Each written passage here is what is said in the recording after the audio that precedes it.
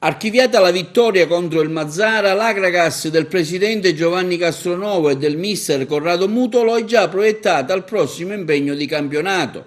I giocatori hanno già ripreso agli ordini di Corrado Mutolo la preparazione in vista della trasferta di Monreale, altra squadra che ha beneficiato del ripescaggio. Il successo di domenica all'Esseneto, benaugurante per il proseguo della stagione, ha convinto tutti della potenzialità dell'organico. Ma come hanno sempre sottolineato i diretti interessati, la perfezione è ancora lontana dall'essere stata raggiunta. Lo sarà con il lavoro, l'attenzione e la pazienza.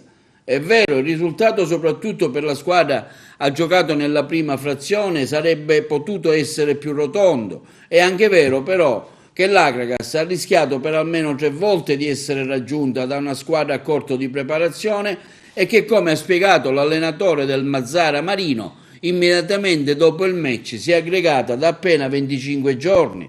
Intanto la società Agragas 2018, a seguito di numerose richieste dei tifosi dopo la grande prestazione di domenica scorsa contro il Mazzara e assodato il grande entusiasmo che si è registrato in città, ha deciso di riaprire fino al prossimo 28 settembre, vigilia del match interno contro il Castellammare, la campagna abbonamenti della stagione in corso. Sarà possibile quindi sottoscrivere la tessera dal martedì al venerdì dalle ore 15 alle ore 18 e il sabato dalle ore 9 alle ore 11 presso la segreteria dello Stadio Esseneto di Agrigento. Chi non ha ancora ritirato l'abbonamento, afferma l'Agragas, potrà recarsi sempre negli stessi giorni e orari presso la segreteria.